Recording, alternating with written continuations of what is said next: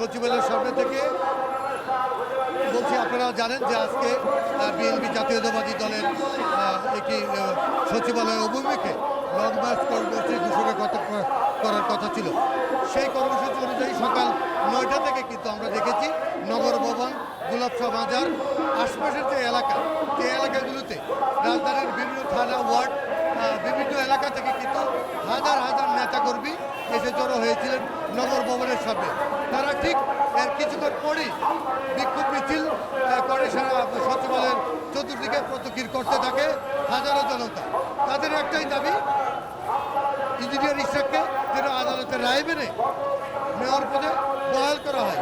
এই নিয়ে আমরা যদি আজকে একটি চিত্র দেখাই, আমার সামনে কিন্তু আপনারা দেখতে পাচ্ছেন যে এখনও কিন্তু রাজপথে যে মিছিলের যদি কিছু চিত্র আপনাদেরকে আমরা দেখাই, এখন দেখবেন যে রাজপথ কিন্তু উত্তাল আছে। মিছিলে রাজপথ কিন্তু উত্তাল, মিছিলে এখনও হাজার হাজার নেতা কর্মীরা কিন্তু রাজপথে, বিএনপি নেতা কর্মীরা সচিবালয়ের চতুর্দিকে বিক্ষোভ মিছিল করছে, হাতে প্ল্যাকার্ড এবং ব্যানার নিয়ে বিভিন্ন ওয়ার্ড থেকে এসেছেন এই নেতা কর্মীরা। তারা জানেন যে যেহেতু মেয়র নাই, সেহেতু তাদের অনেক সমস্যা হচ্ছে, নাগরিক সুবিধা থেকে তারা বঞ্চিত হচ্ছেন নাগরিক অনেক সুবিধা থেকে, জন্ম নিবন্ধন, সনদপত্র, এমনকি পয় নিষ্কাশনের ব্যবস্থা, বর্জ্য ব্যবস্থা, এরকম বিভিন্ন সমস্যায় তারা মুখোমুখি হচ্ছেন।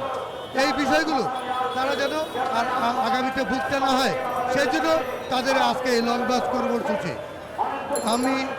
এই ছিল আজকে সর্বশেষ ছিল সচিবালয় থেকে। Shafiq Ahmed, channel S, Dhaka.